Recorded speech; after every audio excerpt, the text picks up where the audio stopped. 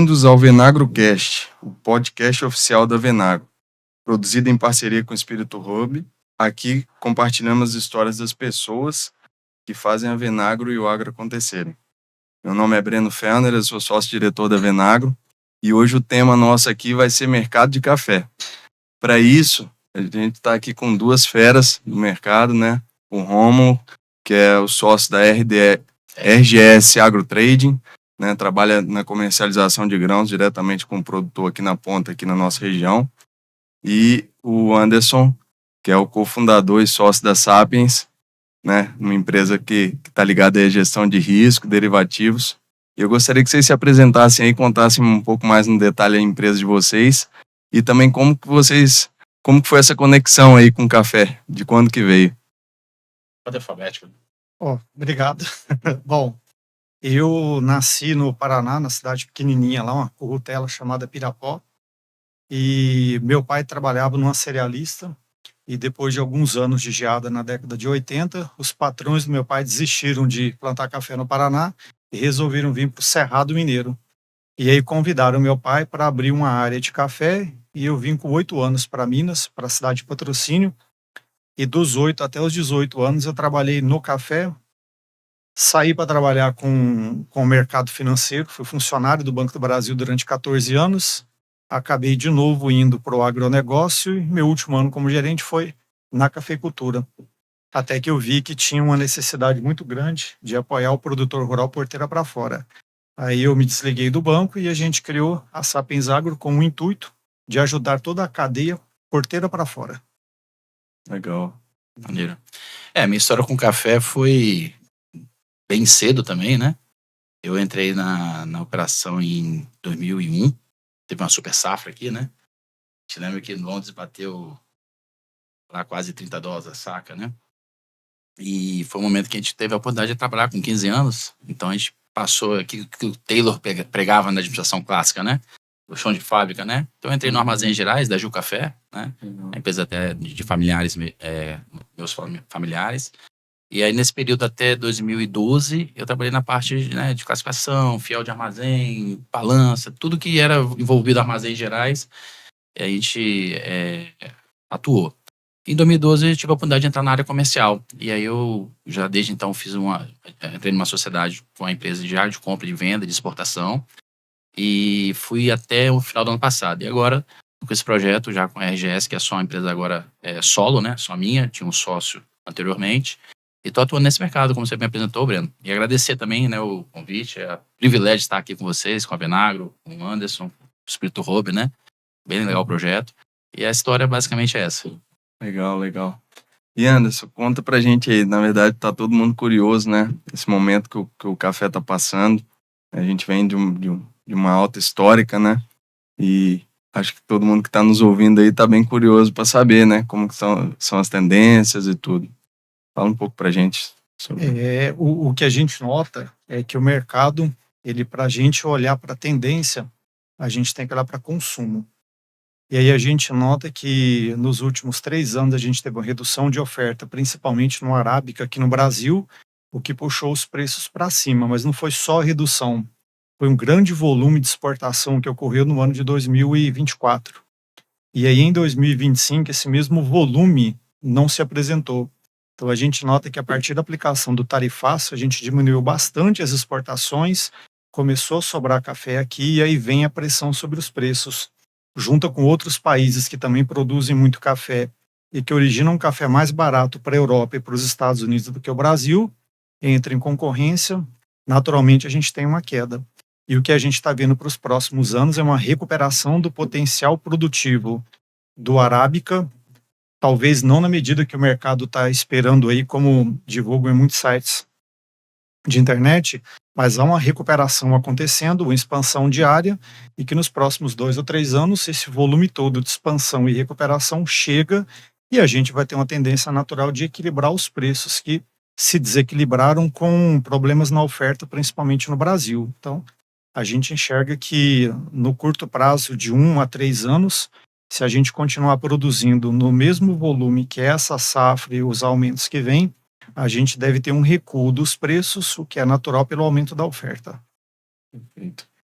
Romo, fala pra gente, você que tá mais na ponta aí, né, direto com o produtor, enfim, nessa parte de comercialização, você acha que o produtor conseguiu capturar bastante valor, né, nessas últimas altas que a gente teve? O café foi teve umas altas históricas, né? As máximas, né? E o produtor sempre falando assim, vai mais um pouco, vou segurar e tal. Então a gente viu que, assim, uns acertaram, outros erraram, mas você que tá mais na ponta aí, que você acha? Qual que é a sua opinião? Eu ia te agradecer que você perguntou difícil pra ele, pra mim não perguntou, né? Vai subir. Fiquei até aliviado. Que bom. A pergunta mais sábia, né, que eu aprendi nesses 25 anos de café é não sei. Essa pergunta nunca erra, né? Sim. Então, mas a gente não tá aqui para isso, né? E realmente, como o Anderson falou, a gente acompanha os fundamentos, vários indicadores, né? Isso é uma rotina, né, de quem tá na frente da ponta da linha. Porque eu comprei um café e se eu segurar ele cair, eu perco dinheiro. E o produtor não é tanto assim. O produtor, ele tem mais ou menos ali o custo de produção, ele sabe, né? É um sexo dos anjos. Você vai perguntar, ó, ninguém sabe. Porque ninguém quer saber, eles não querem descobrir que custa isso, né? Porque uns acham que é maior do que eles imaginam, outros ficam com medo de ser muito baixo e descobrir que eles estão fazendo bobeira em misturar café. Resumindo, o sentimento do produtor é um sentimento de otimismo constante. Por quê? Porque, como o Anderson falou, nós estamos vindo de um ciclo, principalmente no Arábica, né, Anderson? Sim. De praticamente 4 anos, botando o ano passado junto, é quase 5 anos, né? Que a gente não tem uma safra, para dizer assim, normal na Arábica, né? A última grande safra da Arábica foi 2020, né? Até estimam que foi a safra recorde, né? Houve um excelente muito grande, aí sofreu impacto aqui. Café aqui em 2021 ali era R$ 250 a saca. Parece inacreditável, né? Mas era já reflexo dessa oferta abundante que existia até aquele momento. E de 21 começou aquele período da geada, 22 e 23 foram anos com poucas chuvas, falando mais do Arábica, né? Na região ali, sul de Minas, Mogiana, né? Paraná já está insignificante, mas o próprio sul aqui do estado também sofreu um pouco com a seca. Então a gente teve um canal, né, de preços muito altos devido à escassez, à diminuição da oferta. E isso o produtor, ele surfou no primeiro momento, não conseguiu porque ninguém sabia que ia acontecer aquilo, então o café bateu aqui em reais, em Conilon, que é a nossa realidade maior aqui, R$ 800 era um preço até então nunca Excelente, visto. né? Aí o produtor, alguns não venderam, achando que ia dar 1.000, ele deu uma correção no meio do caminho, veio buscar 520, aí falou assim, não, se der R$ 800 de novo eu vendo. Aí quando deu R$ 800 de novo, aí o produtor vendeu com força. A maioria foi no travou final bastante, de 23 né? ali, aí teve aquele problema, teve o veranico de 23, bem incomum, né? Que a gente teve um calor excessivo aqui no período que mais chove, que é outubro e novembro. A planta nem mostrou tanto isso, mas quando foi colher o café descobriu-se, né? Essa frustração dos rendimentos, principalmente, da secagem. Então, quer dizer, o produtor, toda vez que ele viu o mercado cair recentemente, em algum momento, algum motivo exógeno fez o mercado subir. Então, assim, foi aumentando a confiança. E outro fator que acho que está deixando as análises assim, mais confusas é o fato do produtor estar capitalizado. Porque a gente é acostumado, a gente já brincava aqui que nessas épocas de seca, principalmente, né? Em 2015, 2016, teve uma seca também bem severa aqui na região. Era muito comum os produtores chegarem e pedir ajuda às cafeiras. Não, ó, preciso de café adiantado para poder, né, passar esse sufoco, minha produção foi muito pequena e tal. A gente tinha até cafeiras que escrevia placa, botava uma placa na porta do escritório dizendo, não emprestando café. Era uma coisa meio pejorativa, mas porque ele não aguentava mais falar, então eu já botava a placa para dar uma inibida.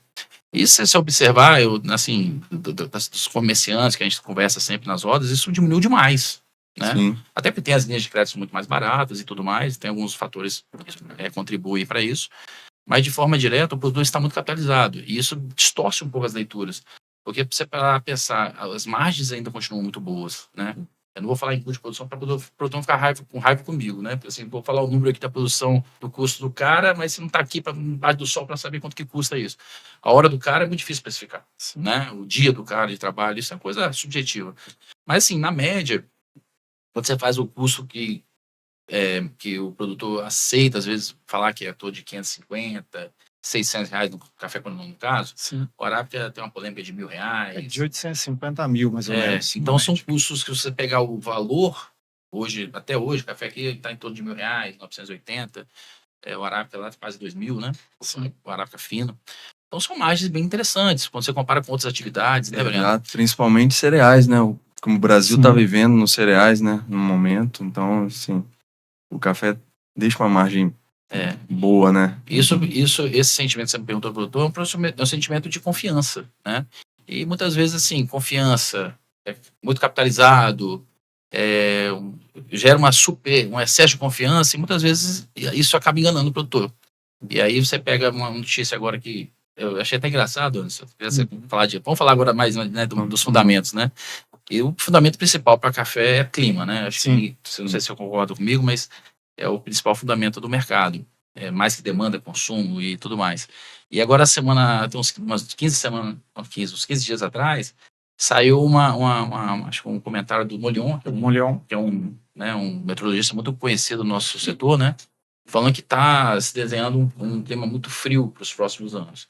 E aí com incidência de geadas e possíveis geadas e tal. Eu vi um vídeo dele, acho que uma entrevista na Notícias Agrícolas, né? Ele falou sobre isso. Mas a semana passada, aí já veio outros meteorologistas, o Ronaldo Coutinho também, que o pessoal vê muito aqui, né? Falando de um risco grande de El Niño. Sim. Então, assim, geada com El Niño é um negócio meio contra-intuitivo, né? E aí você pega o produtor nesse momento não vou falar euforia, que não é uma palavra muito adequada, mas de muita confiança em preço de café, aí o cara pega uma notícia que a geada é altista. Pega o El Niño, que eu acho que é o contrário, né? Se você tem um El Niño, é difícil ter geada. Então, eu nunca vi uma geada no Brasil, na Arábia, com um El Niño, né, presente. Aí o cara também acha que é altista, então tudo é motivo para o café subir. Então o produtor está muito otimista, está capitalizado, não dá para brincar com o produtor, quem fica vendido normalmente está perdendo dinheiro, o mercado está invertido, depois a gente vai falar sobre isso, né, o backwardation, né, que o mercado está.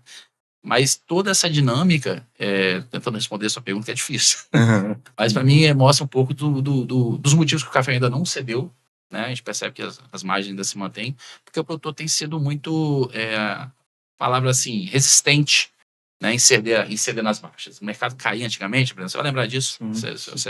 Você é criado em comércio. O café caía, todo mundo saía vendendo, né?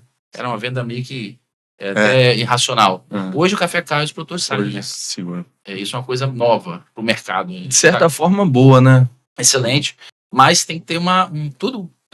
O veneno, técnica, né? O veneno e o remédio é a dosagem, a diferença. Então tem que tomar uma dosagem, porque como o Anderson falou, e eu concordo com ele, nós estamos caminhando para um ciclo um pouco melhor, de regime de chuvas, principalmente no Arábica.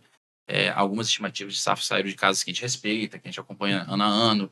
São as mesmas casas que falaram que quebrou, que deu 32 milhões de saca, né? 33, que é uma safra muito baixa para a Arábica. Já estão falando em 48, 47, algumas 50.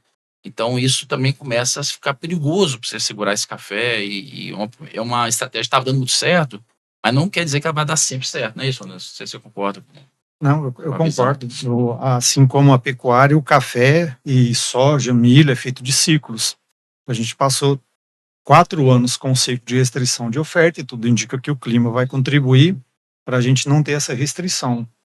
E aí, algo que, vou falar aqui, todo mundo se identifica 100%. O meu pai era cafeicultor, ele acreditava piamente que ia subir mais 10, ia subir mais 20, mais 30 e vendia 100, 200 reais mais barato do que aquilo. E o que a gente levanta sempre a questão junto com os produtores é que não busca o número, busca a margem. Faz a conta da margem sem olhar o número, porque quando você busca o preço, você erra muito. Quando você olha para a margem e compara com o histórico, aí você vê o quanto que a cafeicultura está deixando uma margem boa. É a hora do produtor ser racional, travar os seus custos, reduzir o gasto com cafés para tratar o próprio café, e aí ele pode tentar especular com o clima através do lucro, daquilo que é lucro. Feito isso, a gente entende que você pode ter um lucro menor ou um lucro maior, mas lucro baixo não quebra ninguém. A falta do lucro, sim, quebra uma pessoa, um produtor. Então, o mercado ainda está dando uma grande oportunidade para o produtor se proteger para 2 safras à frente dessa possível queda nos preços provocada pela recuperação de produção, principalmente no Brasil. Perfeito. E assim, é até legal porque nós da Venagro, a nossa missão é trazer prosperidade para o agricultor. Dito isso, a gente tem se preocupado muito, na verdade não é de fato com prejuízo, porque como vocês mesmos disseram, o café está deixando uma margem interessante. Só que a gente vê que ficou muito dinheiro na mesa nessas últimas altas. O que é dinheiro na mesa quando eu falo dinheiro na mesa? Às vezes, no achismo, né, o produtor segurou o café ali, sentou na pia, como se diz, e aí o café baixa ali 200, 300 reais por saco, às vezes a produtor tem um volume considerável, né, guardado, e aí não é que ele está tomando prejuízo, mas ele acaba deixando de ganhar por uma ação movida pela emoção, né? Então, a gente até trouxe o Anderson Tossani algumas vezes aí ao longo do ano passado, justamente para trazer esse entendimento para o produtor. E acho que você poderia até abordar um pouco antes também quais são as ferramentas que a gente tem para mitigar esse risco. Quando a gente fala, por exemplo, da ferramenta do barter lá, né, a gente como revenda, sempre que eu vou fechar um barter com um cliente, eu falo assim, ó, você tá fechando, mas você não vai torcer pro café cair, não. Você tem que torcer pro café subir, pro barter não ser tão bom. Você tem que pensar que você tá travando seus custos. Eu acho que o ponto é esse. E eu acho que um erro comum é muitas vezes o produtor especular com o que ele tem de custo também. Então eu vejo que isso é um erro comum. E logicamente alguns nem mesmo a margem sabem qual é a margem, né? Não tem isso na ponta do lápis. Então acho que você pode abordar um pouco isso também, Anderson. Quais são essas ferramentas para a gente conseguir mitigar esse risco? Vejo que você tem você consegue explicar muito bem com a linguagem do produtor, né? Porque muitas vezes a gente vê gente do mercado vindo tentando explicar essas ferramentas e o produtor realmente não entende e dele ele não segue. Tem um distanciamento entre o mercado de derivativos que traz uma forma de proteção de preços e esse mercado não chega no produtor. E para chegar no produtor tem que calçar a botina e encontrar com ele. Eu acho difícil um produtor olhar para qualquer que seja a rede social que ele acesse, mas ele entender e conseguir ver o valor da proteção financeira de preços. Então, uma ferramenta você já falou, o próprio barter é a ferramenta mais natural de proteção de preço, porque ele garante o custo. Mas existem outras formas. Existem seguros de preço que são negociados na Bolsa de Valores, que todo mundo enxerga que é um risco, ao contrário, é um mecanismo extremamente seguro num ambiente de Bolsa de Valores que é mais seguro ainda, que é feito para trazer segurança e liquidez para o produtor. E como seguros de carro, você contrata um seguro para te proteger de um sinistro. E o sinistro para o produtor é a queda do preço do café dele. E a queda do preço do café que está no barracão, do café que está no pé, ele vem primeiro do papel que é negociado em Bolsa de Valores. Porque esse papel que é negociado em Bolsa de Valores é o que os exportadores precificam o café que eles vendem para fora do Brasil. Então não tem como o preço do café cair no barracão ou no pé se ele não cair na bolsa também. O inverso também vale. Então, esses seguros são para atuar no preço que está sendo negociado em bolsa e proteger ele da queda. Como um seguro de carro, se houver o sinistro, que é a queda ou a alta, o produtor recebe. Não acontecendo o sinistro, quer seja alta ou queda, ele rasga o contrato e vamos para a próxima safra. O produtor só tem que quantificar do quanto de café ele vai fazer isso. Se é para o café que está no barracão, no pé, ou se é para o café que ele fez o barter para entregar para a próxima safra. E esse mecanismo a gente chama de gestão de risco. Então ele pode usar o seguro em que ele troca o risco por um custo. E como a gente estava conversando ontem, esse custo do seguro, assim como o custo da caminhonete, o seguro da caminhonete, o seguro da casa, o seguro de máquina, está embutido no custo operacional, o seguro da renda dele, que é do café, devia estar dentro do seu custo operacional. Essa também é mais uma ferramenta. Existem outras, mas eu acho que são as duas que o produtor tem mais na mão dele que não oferecem risco para ele. E essa do seguro, né, é um pouco confuso, porque assim, muitos produtores, mas eu tenho que entregar o café, não tenho que entregar o café. Então, essa é uma operação financeira à parte do que ele tem realmente de estoque. Então, eu acho que é muito, muito importante isso que você falou, né? Ele tem que inserir isso aí no custo operacional e assegurar a safra. A verdade é que muitas vezes esse seguro se torna barato, né? Quando o café dá uma volta grande ou uma alta e ele não consegue participar da alta, enfim. É isso. E a gente viu isso nos últimos 3 anos, né? Porque o que eu mais escuto, e eu já escutava antes dessas altas do café, eu fiz negócio, o café subiu e eu não participei. Mas ninguém fala do negócio bom que ele fez quando o café caiu de preço. Eu nunca ouvi ninguém falar isso. Eu vendi bem vendido. Acho que o dia que eu escutar um um agricultor falando, nossa, eu acertei, vendi bem vendido e tive um lucro grande. Eu vou até estranhar, porque não é algo que a gente escuta. Mas sim, fazer o barter é uma baita de uma estratégia para ele e é o que devia estar no beabá do produtor, é travar custo e especular lucro. Trava custo, e aí é o pecuarista, é o cafeicultor, qualquer um tem que usar esse Vocês mecanismo. observam que isso aí já está um pouco mais difundido nos cereais, no boi gordo, por exemplo, esses seguros, ou o café ainda está engatinhando, Anderson? Como que você vê isso aí? Brena, a diferença entre eles é muito pouca. Assim como a soja talvez seja um pouquinho mais tecnificado, o sojicultor nesse uso de derivativos. Até mesmo porque as tradings que compram soja e que compram milho, elas oferecem esse mecanismo direto ao produtor.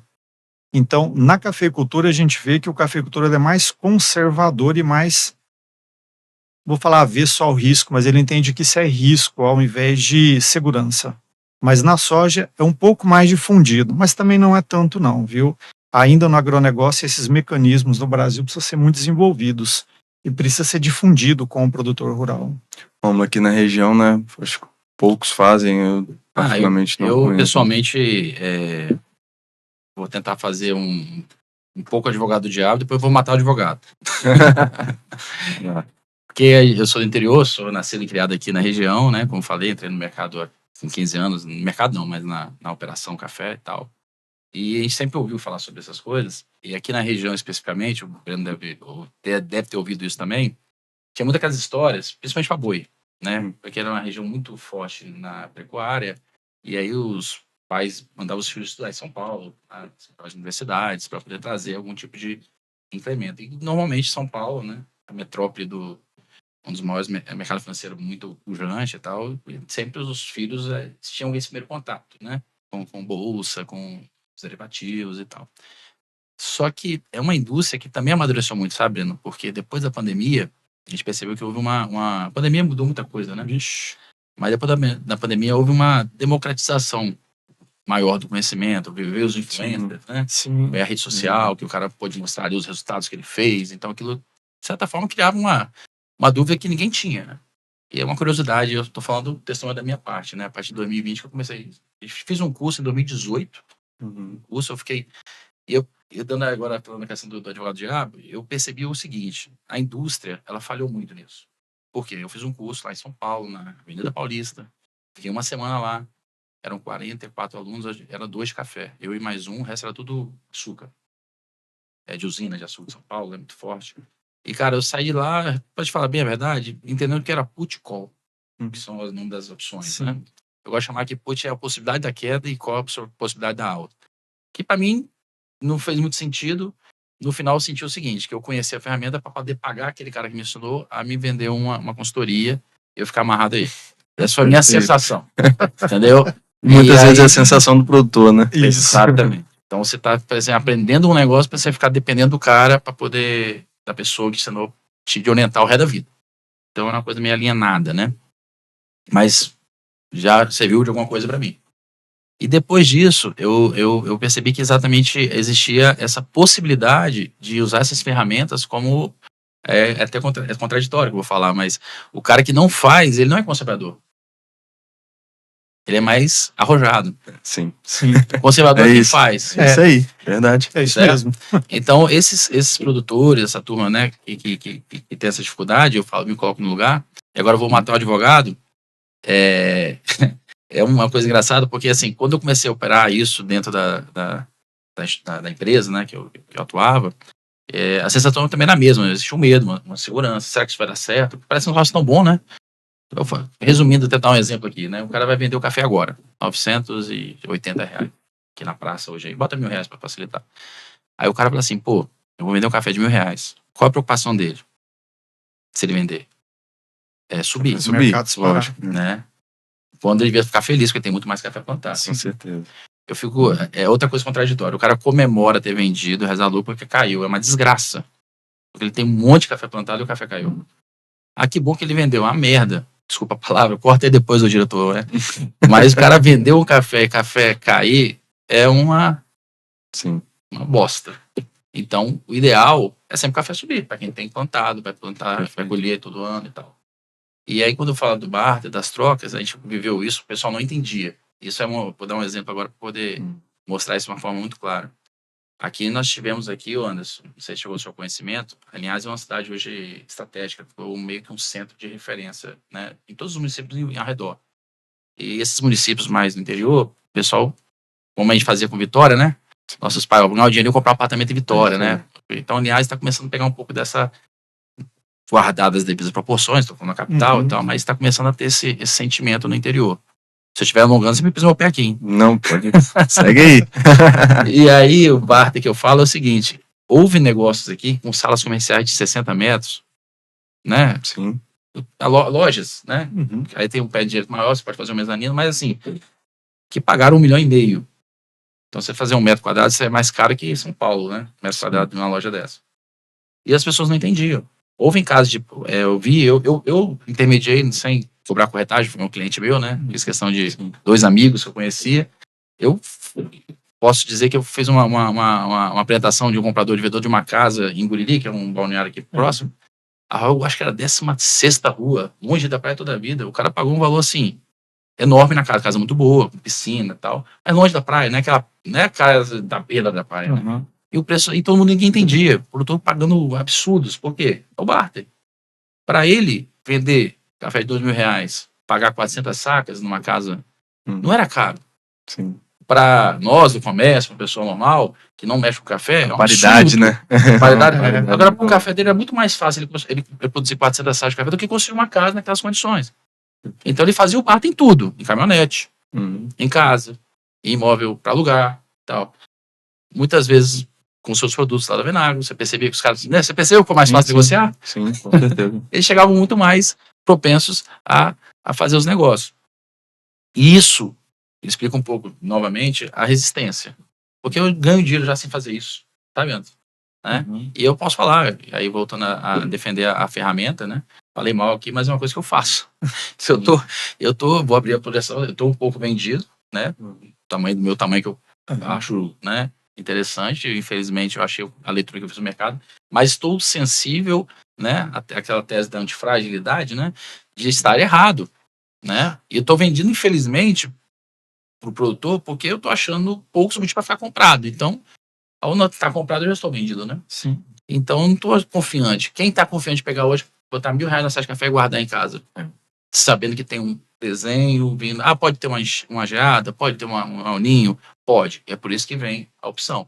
E estou comprado em opções de call, que é a possibilidade alta, um percentual dessa venda minha que eu pretendo ter lucro, eu abri mão dele e estou posicionado na bolsa, né? Comprado na call. Então eu vendi e estou comprado. Aí começa a confundir, né? Aí que é o problema. Mas realmente, mudando esse termo, eu não acredito que o mercado vai subir, não tem nenhum fundamento, a não ser se mudar amanhã, eu saio da posição, eu recompro minha posição e vendo minha opção. Mas, no final do frigir dos ovos, que a gente gosta de falar, né? A tese é essa: você está sempre bem posicionado com um lucro um pouco menor, né? E o lucro é uma coisa muito sensível, né? Os caras, às vezes, né, ele tá ali amarrado naquilo, não quero abrir 2%, 3%, porque o carro normalmente é 3%, 4%, não é isso? Seguro de carro. Eu sempre, minhas opções têm esse custo, né? 3%, 4%, todo mundo paga ali. No carro ninguém faz conta. Não, faz. Né? Hoje a gente nem faz cotação. Ontem o Anderson falou sobre isso, né? No carro. E o café que dá, que é a receita que faz ele comprar o carro, ele não assegura. Então, que é muito mais volatilidade, muito maior que o carro hoje. Você bater um carro, esse é o ponto, né? O café está muito volátil. Isso é difícil. E só para finalizar aqui, você não precisou no meu pé, eu tô falando. O açúcar, que é eu não conheço muito bem, mas eu tava lá no curso lá, bicha, eu via na cara dos caras. Os caras estavam aflitos para aprender aquilo. Porque eu percebi o seguinte, que se o cara de uma usina plantar a cana e correr o risco no mercado, ele quebra a usina. Exatamente. Que a margem do açúcar comprado um café é covardia, mas então a necessidade, que nem o japonês, porque o japonês faz chip, porque o cara não tem espaço para plantar nada, o cara é terremoto, é maremoto, então a necessidade faz a vida. Como o café, mesmo quando era ruim, né, era menos, apareceu o verbo na eleição, né, despiorou, né, o café era despior, produtor não tinha tanta essa preocupação, porque, né, no final das contas, eles sempre ganhavam dinheiro de uma forma ou de outra, um ano é ruim, outro é bom, mas você estava ali comprando a terrinha do vizinho, quando ficava ruim, o mais capitalizado lá comprava a terra do vizinho mais barata, né? Sempre foi isso. Então, acho que isso explica um pouco, e aí a gente tem que trabalhar, é importante, eu fico até honrado com a presença do Anderson, por convite para esse movimento da Venagro, porque não tem que começar, né? Uma hora, algum momento, a coisa deve, talvez quando as margens apertarem mais, o risco aumentar, que a gente não torce, tá? Eu torço para o produtor tenha margem boa o resto da vida.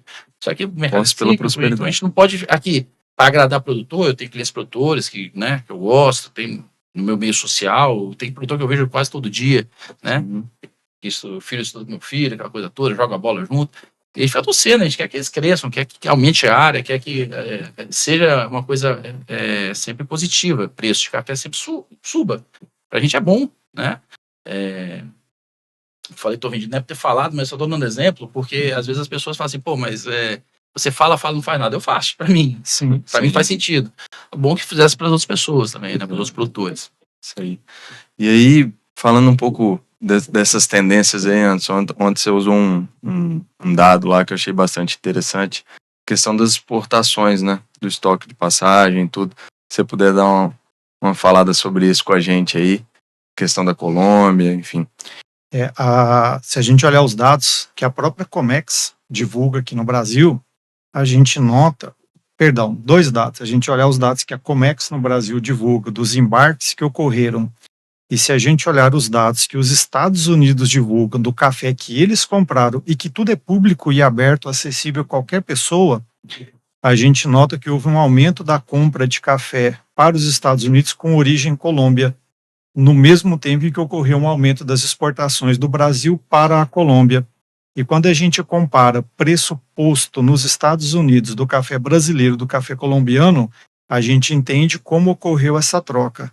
Então, houve exportação em volumes maiores de café arábica da Colômbia para os Estados Unidos, no mesmo momento em que nós exportamos o nosso café para a Colômbia.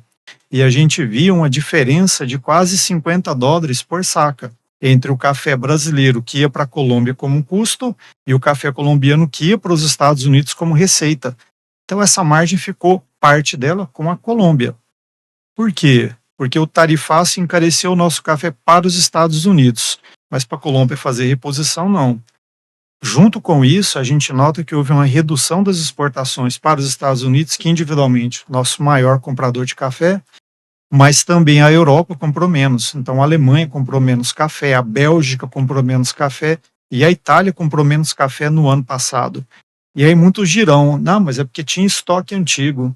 2024, o estoque de café certificado na Bolsa de Nova York era em torno de 440 mil sacas.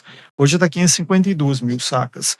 E a gente se pergunta, por que depois do tarifaço, janeiro, fevereiro, nós não aumentamos as exportações comparados ao ano passado? O café continuou caro. E junto com o café tem um número para mim que mudou. O jogo da cafeicultura e das commodities está mudando. Nós estamos num ano em que as commodities estão caras, o preço está bom para o produtor e a taxa de juros está alta. Então, para o comprador comprar café e deixar estocado para ir vendendo no ano, o custo do dinheiro para o comprador ficou caro. Então, o comprador não está estocando o café através da importação. Então, ele está fazendo o que o mercado chama de comprar da mão para a boca. É simplesmente a reposição. Eu vendi, eu compro para repor o que eu vendi, para poder vender de novo. E esse movimento não é do dia a dia do produtor acompanhar. Mas como eu não produzo, é o número que eu acompanho.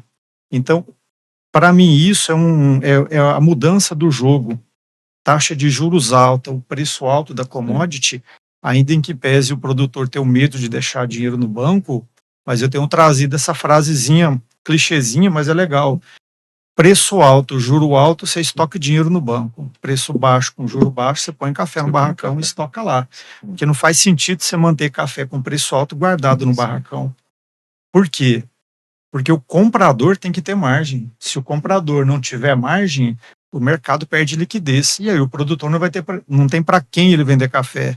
Então eu defendo a bandeira que todo mundo que está na cadeia, o produtor, o corretor, o comprador, o exportador, torrefador e quem vende o café na cafeteria, todo mundo tem que ter margem, todo mundo tem que ganhar, para o mercado ter liquidez e o giro acontecer. Se uma dessas pernas não estiver ganhando dinheiro e ela sai do mercado, todas as outras pernas bambeiam. Então todo mundo tem que estar no mercado e com lucro. É justo isso. E Anderson, mudando um pouco de assunto, mas na mesma linha. A gente sabe, você já me falou sobre o projeto que vocês têm da Sapiens, né, a respeito da logística também. Com essas altas aí do petróleo e tudo, com certeza esse ponto logístico vai aumentar bastante aí em relação ao custo, né, do agricultor. Se você puder falar um pouco do trabalho de vocês, achei bem interessante, né, o que a Sapiens faz dessa parte logística a nível Brasil, e explicar também um pouco desses impactos, como o produtor pode se precaver. A gente tem uma cara de pé na roça, mas do lado de dentro da empresa a gente tem o pé na ciência. Então a gente desenvolveu 2 anos atrás um algoritmo que usa ciência como base para fazer a precificação do frete de curto prazo e para fazer projeção de preço de frete de longo prazo, com horizonte de até 2 anos à frente. E esse algoritmo começou a ficar muito preciso quando as tradings que atuam no agronegócio começaram a contratar e mandaram os fretes que elas executam para a gente poder treinar esse modelo melhor. Então esse modelo começou a ter mais dados exatos e ele começou a ficar mais preciso. E como na Sapiens eu não compro café, não compro soja, não vendo milho, não vendo derivativo de bolsa, eu sou bandeira branca nesse mercado. Então as trends começam a mandar para a gente os dados delas, a gente separa o dado de cada uma, para uma não ter acesso ao dado da outra, isso é muito bem controlado. E aí a gente começou a enxergar um pouco mais a operação logística das tradings. E como a logística é um custo muito grande para uma trade e está na mão dela, isso não está na mão do produtor, mas ele precisa olhar para esse mercado, para olhar para o negócio e entender que o aumento do óleo diesel aumenta o custo do frete. E o custo do frete mais caro, se não é o produtor que leva o produto até o armazém ou até o porto, isso vai virar uma conta maior para ele, o produto dele vai ficar mais barato. É natural que isso aconteça. E a guerra está intensificando não só isso, mas além do preço, é a falta do produto. Então, eu tive no noroeste de Minas na semana passada e eu estava vivendo com a seguinte dúvida: tem risco de amanhã eu tentar abastecer o carro e não ter gasolina, de não ter diesel para abastecer caminhonete e caminhão amanhã? Quando você começa a estar num ambiente que as pessoas começam a se perguntar, você começa, peraí, o negócio está ficando perigoso, não é o preço subir, é faltar. E aí, junto com o petróleo, vem outros produtos, vem os produtos nitrogenados para café, para milho safrinha. A gente já teve uma alta aí nos nitrogenados na faixa de 18% agora, nessas últimas semanas. E aí. nem foi o que subiu mais, né? Fosfatados subiu muito mais. Produtos à base de enxofre, né? Saltaram muito de preço nesses últimos dias. 40% do enxofre que nós utilizamos para a produção de fosfatados atravessa o Estreito de Hormuz. E mais ou menos 20% de nitrogenado atravessa o Estreito de Hormuz. Então, qualquer problema lá, e é o que está sendo usado para poder apertar os Estados Unidos a chegar num acordo de paz rápido com o Irã, está se pressionando a logística global e a pressão acaba nos Estados Unidos, porque foram eles, junto com Israel, que atacaram o Irã. Então a pressão está desse lado. E a falta do produto é o que começa a preocupar mais ainda do que o aumento dos preços. E aí eu vou aproveitar que eu estou falando aqui e vou falar a mesma coisa que o Rômulo falou. Pisa no meu pé aí se eu estiver falando demais. Não, vamos lá. Mas na última semana começaram a veicular as notícias de que outro estreito, eu não vou me lembrar o nome, mas é o estreito que liga o Golfo de Aden ao Mar Vermelho, que dá acesso ao canal de Suez, que o Irã também estava planejando fechar, se já não fechou esse canal. E aí entra numa outra seara, que é o fornecimento de café robusta do meio da Ásia para a Europa e para os Estados Unidos. Então, esse trade ficaria impedido de rodar pelo canal de Suez, teria que contornar a África, o que encarece o frete e aumenta o risco da seguradora. Então, isso poderia favorecer uma boa notícia, a agricultura brasileira. Mas aí a gente analisa com cuidado. Para isso acontecer, eu precisaria de 60 a 90 dias para a gente ter esse reflexo aqui. Se houver um acordo com os Estados Unidos, 60 a 90 dias já passou, café Conilon já colheu, o arábica já está começando a entrar no pico da colheita, o preço cai e o produtor ficou esperando aqueles 100, 200 reais a mais e virou 100, 200 reais a menos. Então, não se toma decisão com notícia, a gente toma com fato, porque a notícia tem viés, o fato não tem viés, o fato puro aplicado é o que está ali. Então a gente gosta de analisar muito o dado. Quando o dado chega, a gente tem capacidade de analisar o impacto dele, mas a notícia não. Essa a gente olha para ela, mas é com muito cuidado. Legal. E assim, eu vou fazer uma pergunta um pouco mais direta, que eu acho que quem está acompanhando a gente aí deve estar assim, sobe, café baixa, qual que é a opinião de vocês, sendo um pouco mais direto e, assim, de fato, com os fatos, com as tendências e tudo, como que vocês têm enxergado, vamos falar assim, os cenários? O cenário pessimista, o otimista e o cenário provável. Vou deixar o Rômulo falar. O cara é sábio mesmo. Saiu de Berlândia à toa, né? Ah, cara, depois do que o Anderson falou, a gente fica preocupado com a margem, né, cara? Né? Que eu acho que o ponto-chave de tudo que ele falou é a margem. Porque se você tiver um café de R$2.000, que é o sonho de todo produtor de Conilon, né? Você vê o R$2.000 que ele não vendeu, voltar para ele vender tudo, né? E se chegar lá, ele não vai vender tudo. De novo. Os motivos que param ele chegar lá vai fazer ele segurar para achar que vai dar 2.500. Isso é normal. A gente fala produtor, mas a gente é assim também, né? É claro. É humano. Mas é isso, cara. Eu acho que as margens estão pressionadas, né? Porque quando você ouve tudo que ele falou, esses dados. E interessante, né? No mundo de informação, de dados, né? A informação fica cada vez mais difícil, né? E você transformar dados em informação virou uma arte, né? Você tá aqui, né? E vai dar outra palestra toda semana que o cara consegue construir dados e extrair dos dados informações. Então a informação do que ele falou é o seguinte: as margens estão mais apertadas, vão se apertar, mesmo se o café subir, né? Então num cenário desse, eu gosto de ver também algumas coisas, não sou tão aprofundado, né? Que a gente compra e vende café, exporta e sofre com container que atrasa, aqui navio que não atraca. Então você acaba tendo um tempo um pouco mais exíguo, mas eu olho muito a volatilidade implícita das opções, né? É uma forma de medir o nervosismo do mercado. E desde a guerra para casa, estavam começando a cair, né? A volatilidade, não, junto com o mercado, e realmente, né, você deve ter acompanhado também, subiu muito. E isso mostra o prêmio de risco. O mercado são as pessoas. A indústria que compra lá na Europa está com medo. O produtor que está com o produto está com medo de vender na hora errada. Está todo mundo com medo. Então, num cenário de medo, a racionalidade fica um pouco de lado, né? Então, a gente percebe que, assim, voltando a falar, né? Os fundamentos para café não são de alta. Porque você tem uma mudança climática, como eu falei, que eu acho que o principal fator é o clima. Por mais que tenham previsões à frente, que a gente não sabe, só Deus, né? Os meteorologistas ficam aí batendo cabeça, né? Que nem os analistas de dólar, né? Sim. Coitados, eles não tem como prever tantas variáveis. Mas, assim, no todo, eu percebo que nessa dança perigosa do mercado, eu vejo o seguinte, que os fundamentos são, não vou falar baixistas, mas são fundamentos que o mercado não tem motivo para subir. Mas tem a sombra, esses riscos que o Anderson muito bem descreveu para a gente. Eu já falei, né? Eu fiquei um pouco vendido, um pouco short, né? Que a gente usa um termo no mercado, mas travado, com hedge, porque é uma operação que eu achei que fazia sentido, uma operação pequena, não é o meu trade principal. Meu trade é comprar e vender, para minha margem, atender bem o cliente, atender com melhor serviço, melhor atendimento, com preço mais próximo do que eu consegui, né? Fazer respeitando minha margem. Mas eu não vejo motivo para o mercado subir, a não ser esses fatores exógenos aí que o Anderson muito bem descreveu. Perfeito. Não sei se eu respondi. Respondeu. Eu acredito que, analisando o mercado, a gente tem aí uma possibilidade de mercado altista de curto prazo, mas entrou a colheita, o mercado não virá altista e é o clima que pode fazer tudo mudar. Mas contar com geada é torcer para o bandido. Então a gente não pode esperar que a geada seja o fator que corrija o preço para cima. Isso é muito ruim para o agronegócio como um todo. Então, no curto prazo, a volatilidade pode fazer o preço subir.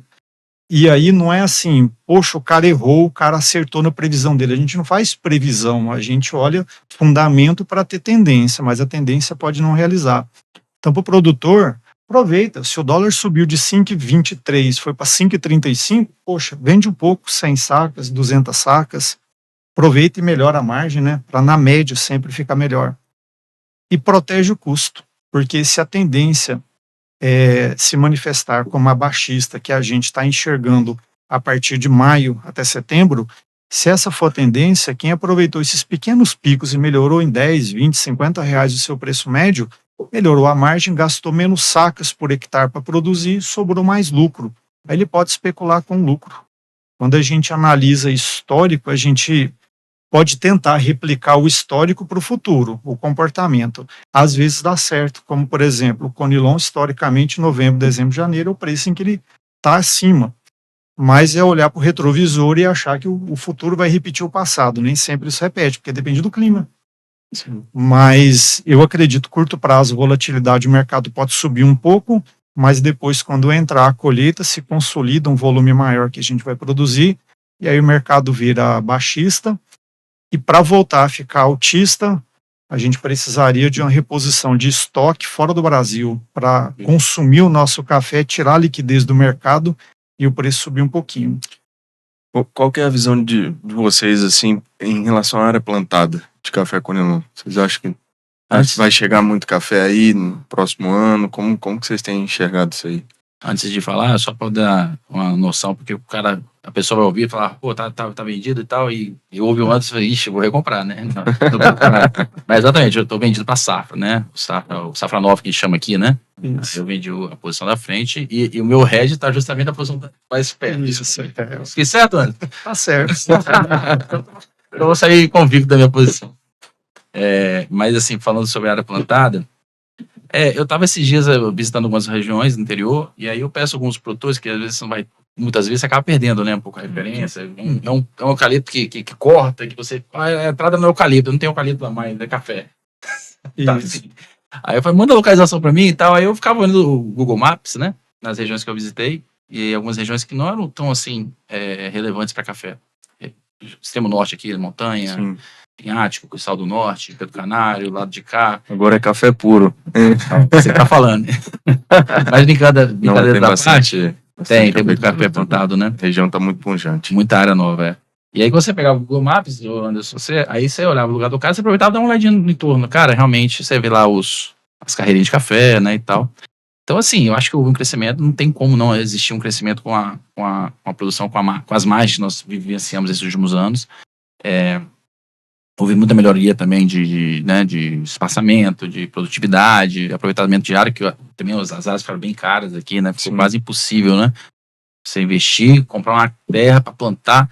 Então, assim, tanto é que eu acho que eu não tenho dados da Receita, gostaria de ter, mas o número de arrendamentos deve ter explodido. Né? Nós estamos próximos dos recordes, né? Que é muito comum, eu tenho vários amigos, assim, que são vendedores de seguro, tinham restaurante, venderam e entraram com café. Tem vários, assim, posso nominar aqui, o Breno tem o deles também. Então, eu acredito que sendo um crescimento de área importante, né? E muitas renovações também, obviamente, que acaba sendo obrigatório. Mas é como o Anderson falou, você pega os dados oficiais, eles não são confiáveis, então você vai falar o nome do Rômulo e vão me bater, nem vou comprar café mais. Então, mas assim, testemunho da minha percepção, foi um aumento expressivo, tanto é que você, né, tem lá a Venago lá, você percebe que novos clientes têm chegado lá, pessoas que não mexiam com café, né?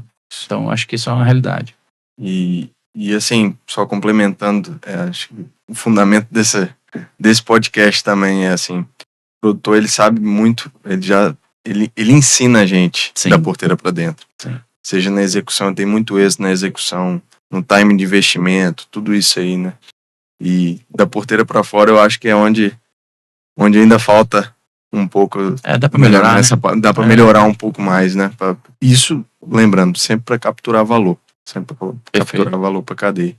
Já indo um pouco mais pro final aqui, turma, queria que vocês deixassem um recado. Sei que o Anderson está apaixonado pelo Espírito Santo, tá querendo vir até para cá, ó. Muito bom para cá, ó.